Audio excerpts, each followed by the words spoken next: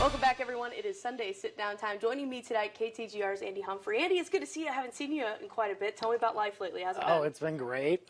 Busy summer a little bit. I did a lot of traveling. I got married, and so Congratulations. it's been, yeah, thank you so much. It feels awesome. Yeah. So, yeah, we've been really happy, and yeah, it's almost time for football, so I'm excited about that, too. I know. We were just talking about getting back to the grind here. It's going to start getting very busy. We got high school Mizzou coming up. Well, what are you looking forward to next few weeks here? You know, it'll be really interesting to see how, obviously, we talk a lot about high school around here, and it gets to be that sort of busy time. But, Mizzou, the first few weeks are going to be really interesting, too, especially, with the lead up. Now we know who the quarterback is and everything like that.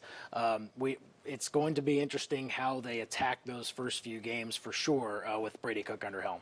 For sure. Well, you led right into it perfectly. I wanted to ask you about Brady Cook. What did you think about that decision? Was that kind of, do you feel like the expectation a little bit coming into this battle? I mean, you gave him a pretty decent shot going in.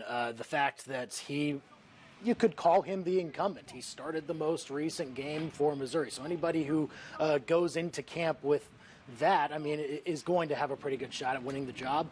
We just didn't know, what Eli Drinkwitz was kind of going after when he sought over all the transfers and eventually brought a grad transfer in, brought in Sam Horn, Tyler Macon still fighting for that job. So it was just really hard to find out where he was sort of leaning in the end, but I think we found out pretty quickly into camp that, when you know the playbook, I'm sure as well as Brady Cook does, being in the program for so long, and I mean, you can't really call it momentum because, I mean, the game was so long ago in the Armed Forces Bowl, but he knows he's spent all winter and summer long thinking about that game, thinking about what he can do differently, and so now he gets that chance. And I think it makes sense, it makes sense to have that in the quarterback room and to have that really within the offense as they try some new things this year with some new personnel.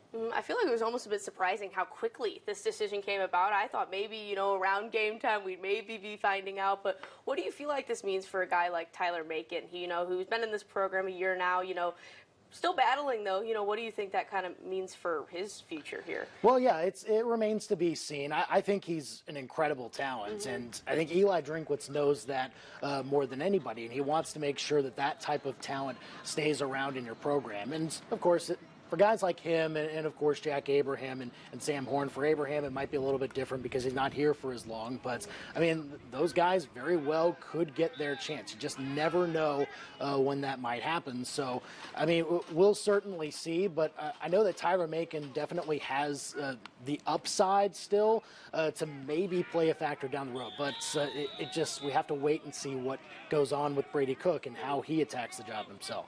Well, when you look at that wide receiver room, so much depth this year, I feel like, is the story. You have Toski Dove, experienced guys like Barrett Bannister, and then you have, of course, Luther Burden. What do you feel like the expectations are for that room this year? Obviously, a lot of attention on Luther, but so many other guys to take into account there as well. Yeah, for sure, and he's going to have all the attention on him, and for very good reason. When you have that kind of talent, when you have that kind of hype with you, it's time to perform, even in year one sometimes. But I think the rest of the room can elevate also. Dominic Lovett could have a very solid year, changing into the slot position. I think that's a good spot for him to be. Other guys like Mookie Cooper who could really improve on the year that he had last year when he maybe wasn't 100% healthy. I just think there's more potential in that room, not just with Luther Burden, but you can find some more production out of those other younger talents too. Bottom line, it's got to be better across the board because last year, Mizzou's wide receiver room didn't really do all that much in the production, and Tyler Beatty had to pick up a whole lot of that slack. So I think that room is going to be looked at pretty closely early on. When you look on the other side of the ball, the defense, obviously the big story of last year, I feel like really the past few seasons, they have this slow start and then kind of ramp up near the end of the season a little bit. Blake Baker, what do you think he needs to do here to kind of get this start, hit the ground running a little bit? Can't start the way that the last defense did, that's for sure. Run defense in particular, you have to find ways to make sure that you're not giving up something like 300 yards per game. Look, that was something that almost happened with regularity in the first 7 games with Mizzou's defense last year. Here's the thing, I mean, it can't get much worse. And you've got a lot of holdovers there. You've got some experience on the defensive line, at least least with the first 4 guys on the depth chart, the guys that probably projected to be starters. Below them, you're not necessarily sure. There's a lot of battles there for who might be getting snaps on the second string for all of those positions. Linebacker definitely needs to be better. Tyron Hopper has been looked at as one of the guys that you can plug in as a transfer and immediately get some production. We'll see if that's the case, but that definitely has to be the 2 units on the defense that have to be better, especially with stopping the run, because you can't let teams, like Central Michigan have those type of days on the ground like they did last year. So, look, Mizzou's going to have similar type opponents like that, and you don't want to have those same types of teams running all over you. If you do, then automatically teams in the SEC are going to have the film on you and know how to beat you in the end. Mm-hmm. Well, looking at year 3 for Eli Drinkwitz, what do you feel like this year means for him overall? What should be the expectation for maybe him this year? Well, I mean, I think it's pretty simple. First year, 5-5. That was looked at as exceeding expectations. Next year was 6-6, and you could maybe classify that more as a step back than a step forward. I mean, 2 500 years.